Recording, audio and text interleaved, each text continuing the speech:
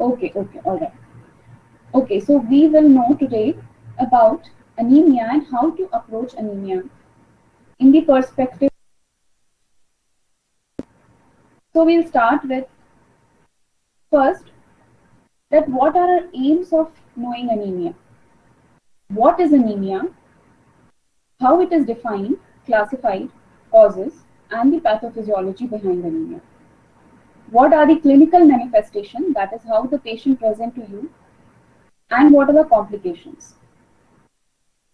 And then we'll deal with the goals and plans of management under the headings of prevention, assessment and diagnosis, medical management, and nursing management. Please unmute yourself. Hello. Okay. Now I'll start the session. Everybody, all the students should be very attentive as there will be a quiz at the end of the session. Please, all of you mute yourself. Hello.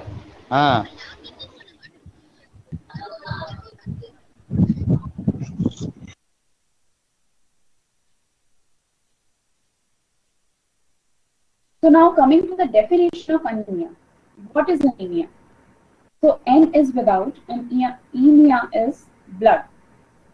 So anemia is a decrease in RBC count, hemoglobin or hematocrit values resulting in lowering the ability of the blood to carry oxygen to the body tissues. So it is the decrease of either RBC count, hemoglobin count or hematocrit values.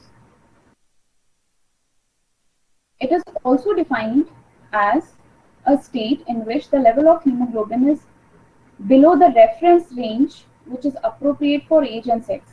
What does it mean? That the anemia, the cutoff values of the anemia for a different age and sex is different. For example, it is different for a pregnant woman, it is different for a children. We'll see everything in detail.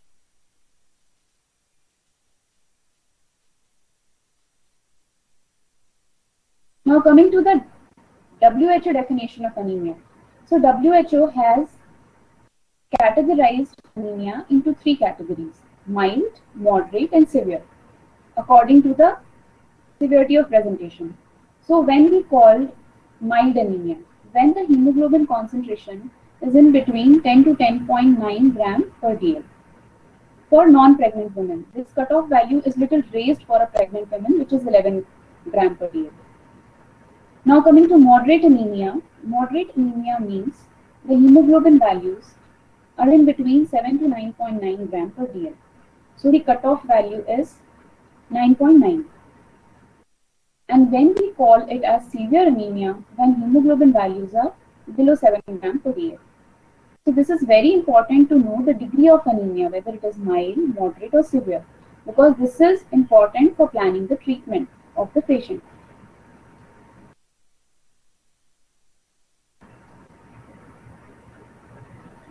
Okay, now coming to the normal reference range. Because to call something abnormal, we should know what are the normal values for men and women. That's why in the definition of anemia, I told that it should be appropriate for a particular age and sex. So it is different for the values are different for men and women. There is a sex differentiation, and the values are also different for the pregnant and non-pregnant women as well as for children.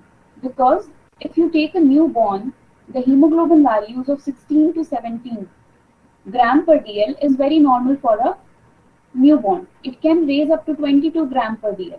But for a normal adult, those values are abnormal. So according to age, the values of hemoglobin varies. So the values of hemoglobin should be within the reference range according to age and sex. So now we'll come to the values of hemoglobin in men. The normal values in between 13. Whereas in women, it is 11.9 to 15 gram per dl. Coming to the hematocrit, that is the packed cell volume, the RBC mass. So it is 38 to 48% in men and 35 to 44% in women. Similarly, red cell count in million per microliter. So 4.2 to 5.6 is a normal range for men, whereas the normal range for women is 3.8 to 5 million per microliter. Reticulocyte count, mean corpuscular volume, mean cell hemoglobin (MCH), and mean cell hemoglobin concentration. These are called as RBC indices. So according to you, you don't have to go into details of all these because this is important for the doctors. But as a nursing student, you must know that these are the indices on the basis of which we categorize the anemia. So you should know what are the normal values. They are usually written in the report. That if you have to do a profile of a anemia patient who is giving a history of anemia, we have to know about all these values to evaluate the degree of anemia in a patient. Now coming to the classification of anemia. So anemia is classified on the basis of cause and on the basis of morphology. Now, on the basis of cause, we divide it as according to blood loss, because when there will be sudden trauma or road traffic accidents, etc., there will be sudden loss of blood. So that the loss of blood itself will lead to anemia. Then coming to inadequate production of normal blood cells. So there is a production defect. It is not produced. RBCs are not produced only. And then third one is excessive destruction. Either they are produced normally, but they are destroyed somewhere. Then on the basis of morphology, that is a single, that is when the cells are similar to the normal RBC. What is a normal RBC? It is a disc-shaped biconcave cell, and it has a, I'll show you the pictures also, that how the normal RBC looks like. And when it is reduced, they are reduced in size, they are called as microcytic. Micro means small, and macro, when they are increased in size, they are called as macrocytic. So on the basis of their morphology, we divided into three: normocytic, microcytic, macrocytic. And on the basis of cause, whether it is due to blood loss, it is due to reduced production of RBCs, or it is due to excessive destruction of RBCs, it is divided into three. So we'll see each in detail. Now coming to the morphological classification. Now when we say that the RBCs are small in size, so what are the conditions where they look reduced in size? So the most important condition is iron deficiency. So iron is the cause of anemia in India, especially in developing countries. And other causes of microcytic anemias are thalassemias. What are the causes of macrocytic anemias? That is when the RBCs will increase in size. So this is also due to deficiency of folate or vitamin B12 deficiency. When RBCs are of normal size, but they have abnormal shapes, like you would have heard of sickle cell disease, where the RBCs become sickle-like, or RBCs become exceptionally spherical, that is hereditary spherocytosis. So when the RBCs are of abnormal shapes, these are certain conditions. So normocytic, macrocytic, and microcytic, these are the morphologies of RBCs when we see the peripheral smear, when we see a slide of a patient of anemia. Now coming to the cause of anemia. So what all can be the causes? Now you have to think, when what are the conditions where the requirement is increased? For example, in menstruating women. So because there is every month loss of blood, so the requirement of iron is more. The requirement of iron is more in these conditions, like in pregnancy, in lactation. So because the demand of the body is increased, but the the person is not taking enough food, or there is nutritional deficiency, or there is blood loss, the machinery, that is our bone marrow where the RBCs are formed, they are not able to produce enough RBCs. So that will lead to deficiency, and the patient will present with anemia. Second thing is increased loss. So what are the cause of increased loss? Suppose there is a GI bleeding. Somebody is having esophageal ulcer or ulcer in the stomach. So wherever there is GI bleeding, there will be loss of blood. Menorrhagia, that is excessive loss of blood during menstruation. Or person is having some hemolytic anemias or some also in parasitic infection. Why this is important? Because in India, worm infestations are very common and they also leads to iron deficiency anemias. So these are the causes of increased loss. Now coming to decreased intake. If person is not taking enough food, so this will lead to nutritional anemias because of decreased intake. So when iron is not taken in the food, it will lead to deficiency. The other cause can be decreased absorption because as we know that iron gets absorbed in duodenum. So anything which any intestinal disorder where the absorption of food is not proper, though the person is taking enough food, but the absorption is uh, not proper. In that condition, there will be less of iron absorption and leads to anemia. So these are the causes of anemia which we discussed in brief. And then we come to the last anemia. So when the RBCs are broken down, what happens? There will be deficiency of RBCs in blood. So what can be the causes of breakdown of RBCs? They can be killed either outside, that is called as extrinsic, and they can be killed inside. What do you mean by inside? Inside means inside the blood vessel. So this is mainly seen in hemoglobinopathies, like I discussed, sickle cell anemia, where the RBCs are sickle cell, or thalassemias.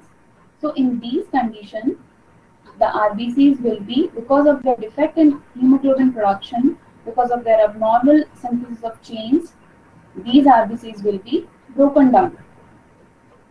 And any other RBC membrane defect like is spherocytosis, where the RBC is having abnormal membrane, RBC membrane. So you have to just remember that RBCs can be killed either intravascularly, that is within the vessels, or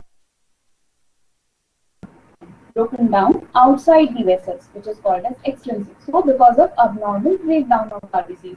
So now let's revise that there are three causes of anemia, that is increased blood loss, there is decreased production, or there is excessive breakdown.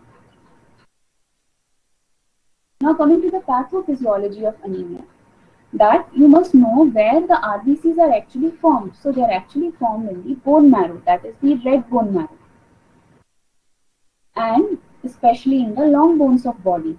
So when the RBC, how they are produced? They are produced under the effect of a hormone called as erythropoietin, which is released from kidney. So the conditions where there will be reduced oxygen supply to the kidney, the erythropoietin is stimulated. So the kidneys will secrete erythropoietin. These erythropoietin hormone will go and stimulate the bone marrow to produce more and more RBCs and to release them in circulation.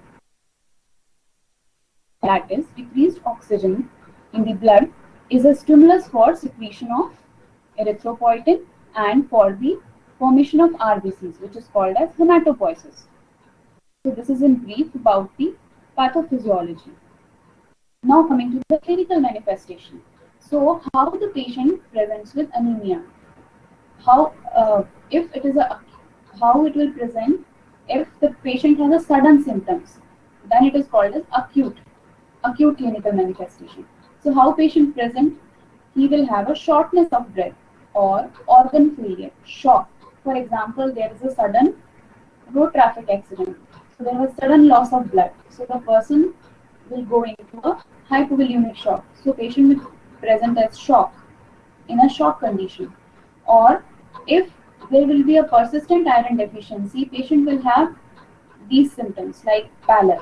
What is pallor? Pallor is basically a paleness because of decreased hemoglobin. Hemoglobin is responsible for the redness of mucous membranes. So all the mucous membranes like in the conjunctiva, in the tongue, and There you have to look for the pallor. So the patient will look pale if he is anemic. He will give a complaint of fatigue and lack of interest in doing any work. If the cause of anemia is hemolysis, that is her RBCs, her or his RBCs are getting destroyed, then because of excessive loss of RBCs, he may present with jaundice and gallstone. Then sometimes the RBCs are not produced properly in the marrow. That is, the normal RBCs are not produced. Instead of that, abnormal RBCs are produced because of defective bone marrow, which is called as ineffective erythropoiesis. So in all these conditions, the patient will present with pallor, fatigue, and lassitude. Now coming to the symptoms. So symptoms are basically what the patient tells you. He will tell history of fatigue and dizziness, sometimes fainting if he is severely anemic. He will have low blood pressure. Then the patient will give history of palpitation because of reduced oxygen supply of blood in the blood, the heart has to pump more. So he will have a rapid heart rate. He may have chest pain or angina because of reduced oxygen supply to the heart. Then, if there is destruction of RBCs outside the vessel, so where the RBCs are destroyed, they are basically destroyed in the spleen. So these will get accumulated in the spleen. So spleen will become enlarged. So there will be splenomegaly. Then there will be muscular weakness, shortness of breath, and in the skin we will see the paleness because reduced blood supply to the blood. The patient will have a cold extremities, that is cold hands, and in eyes also you will see the pallor, the yellowing.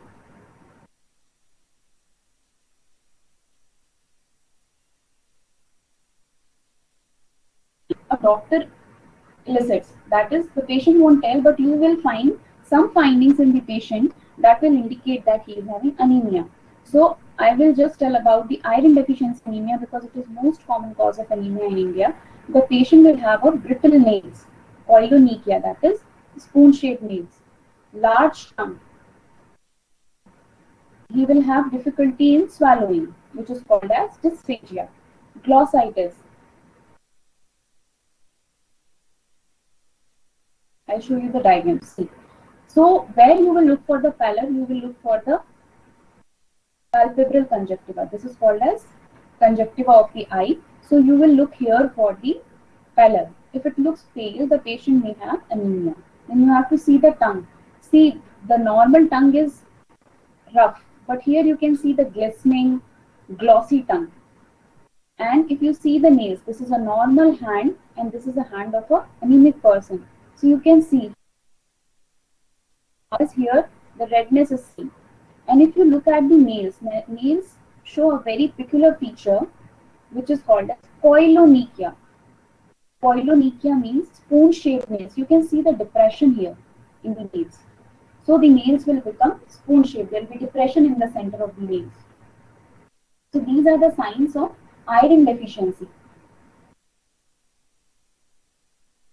Now coming to the complication of anemias. There are n number of complications of anemia, but the deadly complications are basically your ulcers, leg ulcers, increased intensity to infections, strokes, pain episodes, then there will be jaundice, gallstones,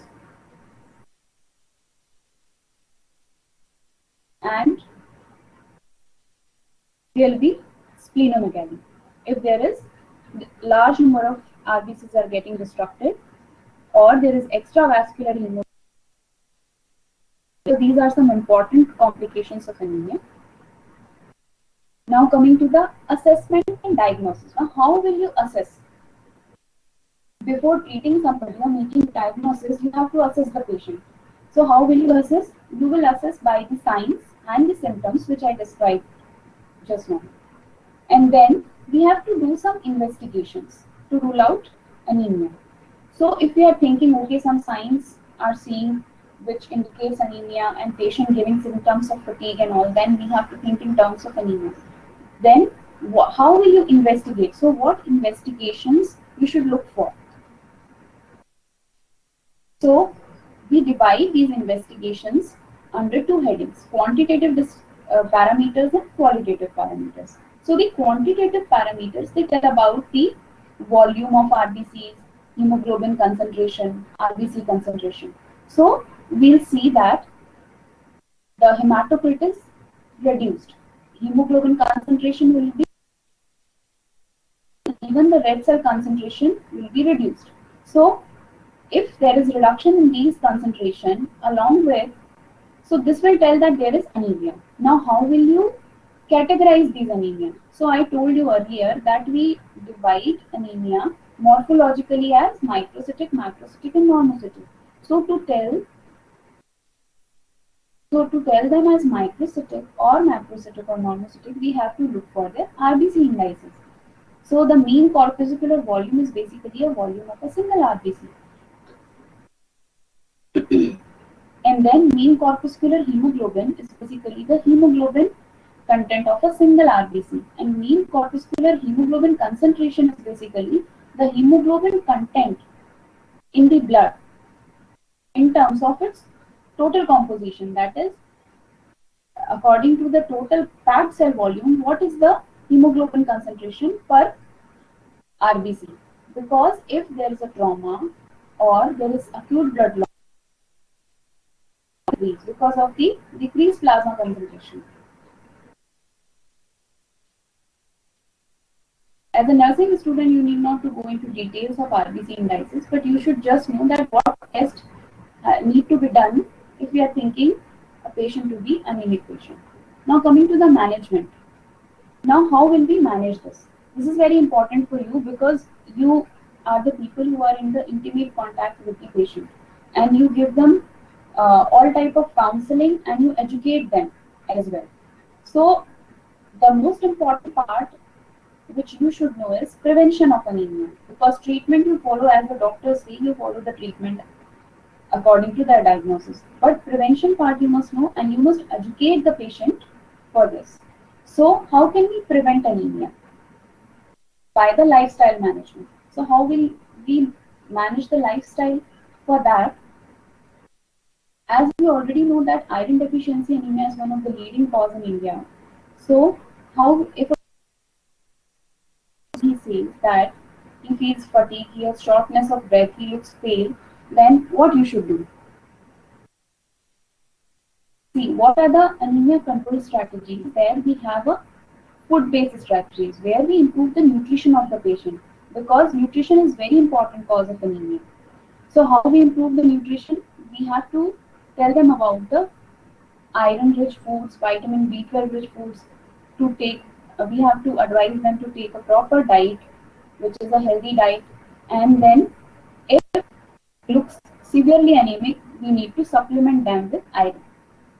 And then we have to also educate them regarding the worm infestations and about the sanitation and uh, about the sanitation. So we'll come to in each of these. Now coming to the dietary precautions. So you must know what are the food which are rich in of vitamins. Like we know that folic acid rich foods, folic acid is a cause of megaloblastic anemia or macrocytic anemia. So what are the sources of folic acid?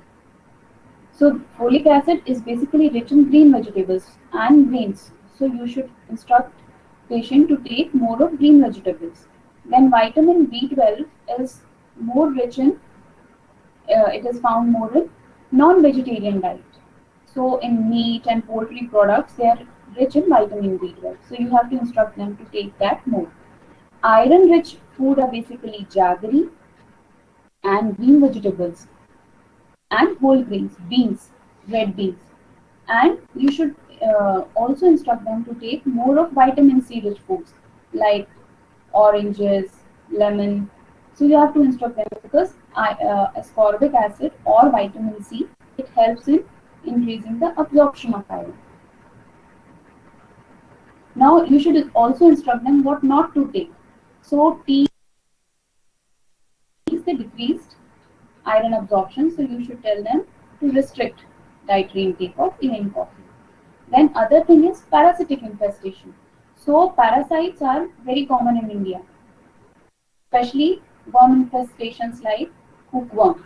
So hookworm is a very important cause of iron deficiency anemia. So we need to teach them to deworm themselves regularly. So how can we teach them? You have to make them aware about the uh, good sanitation practices like washing hands regularly, and then to take albendazole tablet every 6 months.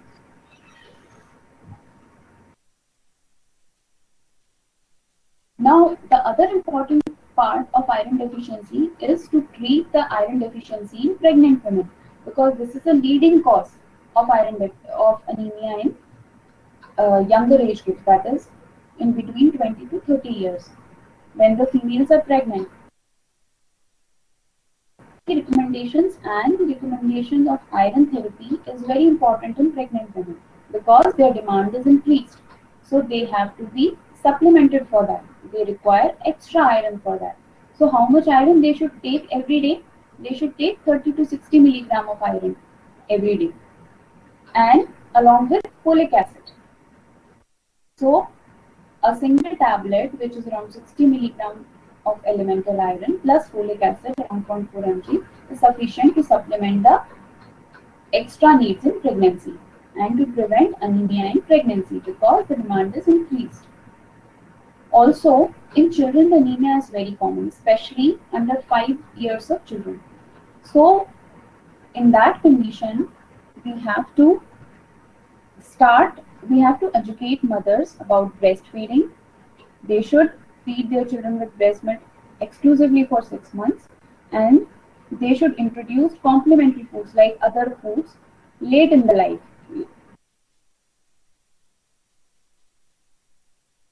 so that the baby has a combination of both the mother's milk and the additional food supplements, because the baby also requires lots of iron. There is a high demand of iron in a baby.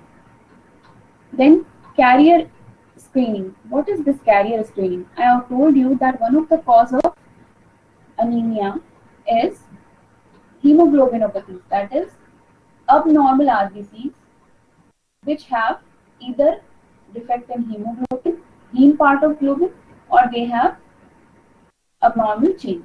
So you need not go into details, they have abnormal hemoglobin, and because of that they acquire abnormal shapes and they are destructive. So excessive destruction of RBCs because of this. So for that, if the patient will have a family history or he will have a history of blood transfusion, for that you need to require that you have to tell them to get screened for hemoglobinopathies.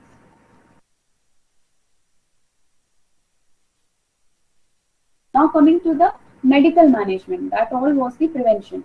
So for medical management at your level, which is important, you can give education regarding deworming,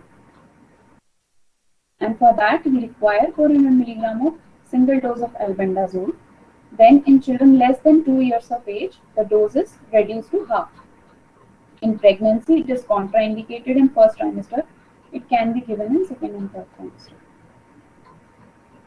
Now, uh, now coming to the medical management in pregnant women, here I already told you that pregnant women require 60 milligram of elemental iron plus 400 microgram of folic acid daily, and this therapy is only given at around in the second trimester, not in the first trimester. So at around 6 months of pregnancy, and then it should be continued. Treatment of severe anemia. When we call it severe, just supplement iron to maintain the basic need, but we have to give more of iron so that it gets stored in their bone marrow and the stores will be full. So we have to give them maintenance dose as well as for to maintain the store also we have to give them iron therapy. In that condition, we require a long therapy of iron for around 3 months. The doses are like this, but you need not remember everything. Now coming to the nursing management.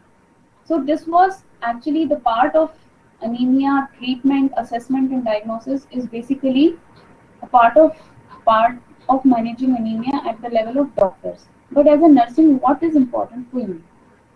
So first thing that when the patients get admitted for any disease, if you feel that patient is giving a history of fatigue and you feel that the patient is pale, so you can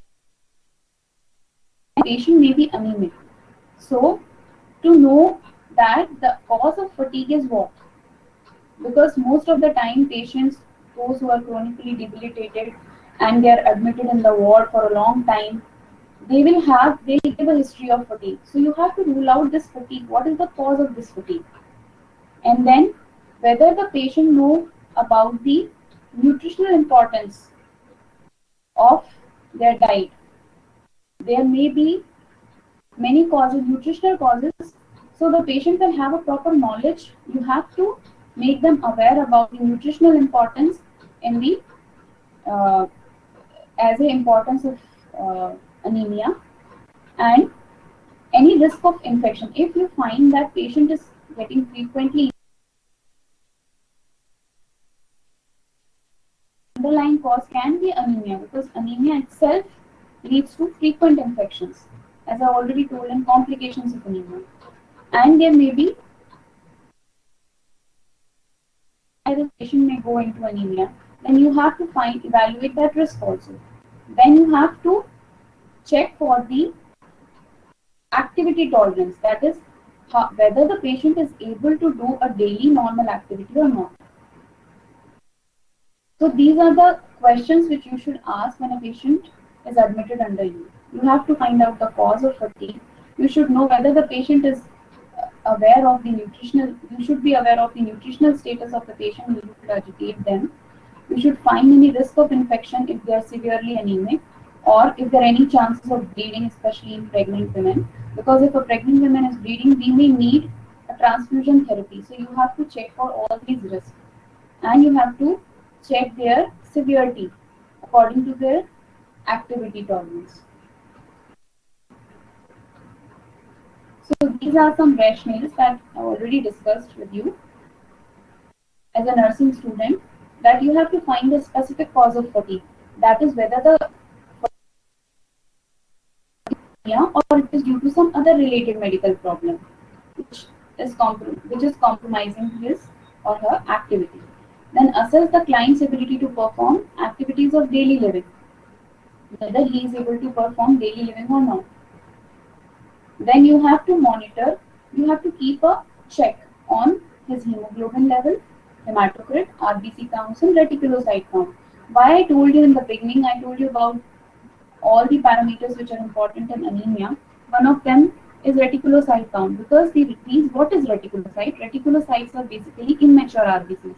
So anytime if the patient is going into anemia, or if he is having any abnormality in hematopoiesis, that is formation of RBCs, the reticulocyte count will fluctuate.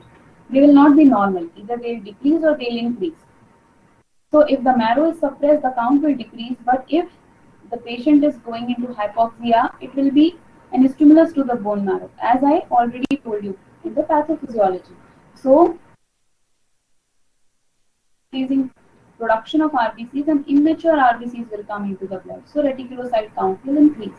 So you have to keep a check or keep monitoring hemoglobin, hematocrit, RBC count, and reticulocyte count.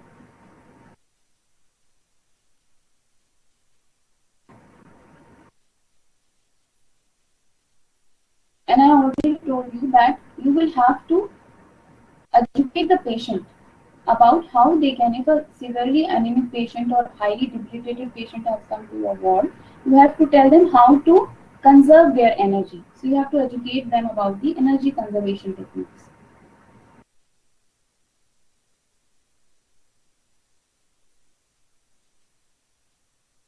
Then you have to teach them about uh,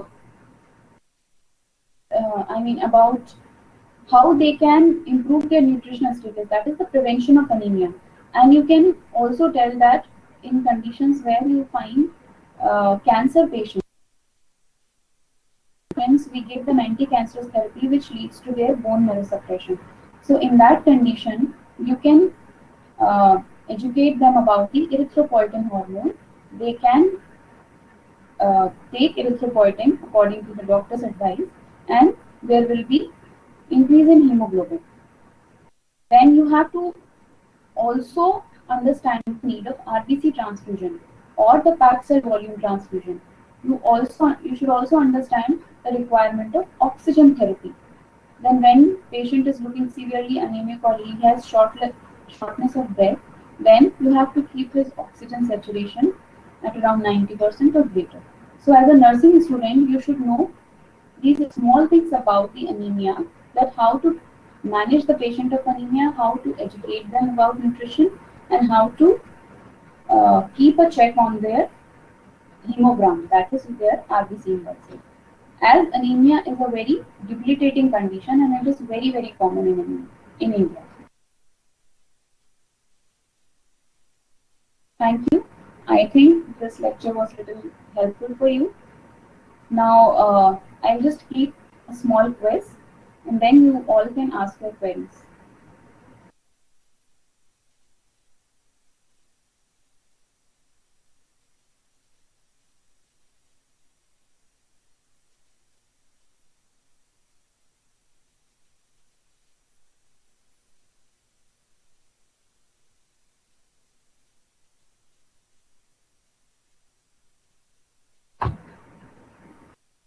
Hello?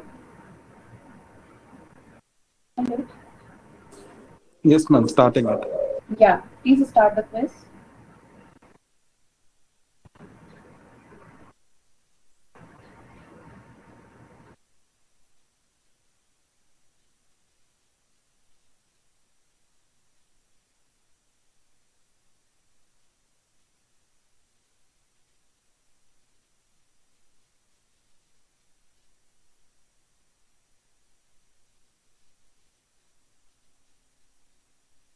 Okay, coming to the first MCQ.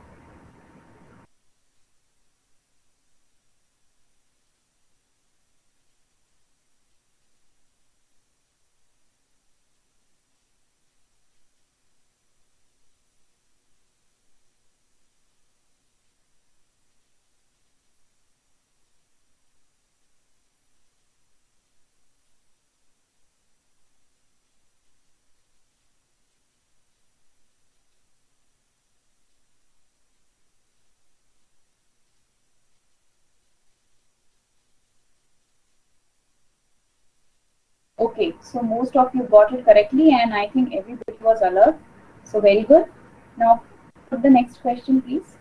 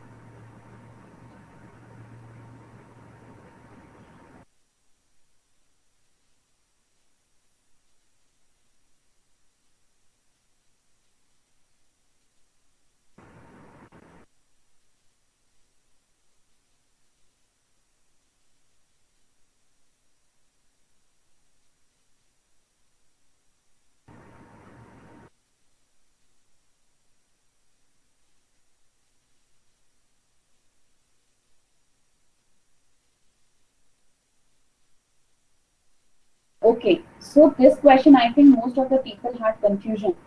See, according to the latest WHO definition, the cutoff of severe anemia is reduced to 7 gram and it is not 4. Hello. So this is reduced.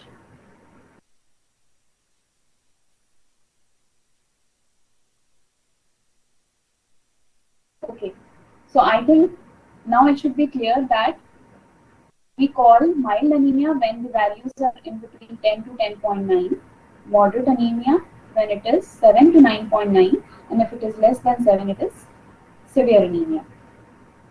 So option D is the correct answer. Okay. If you have any queries, you can please write it in the chat box. And please give your feedbacks.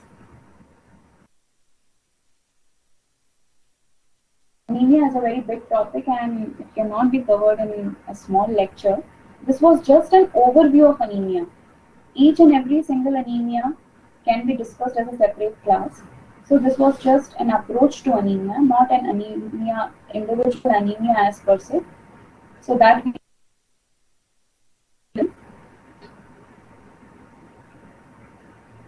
okay, you all can give your feedbacks if there are no queries, and I'll end the meeting.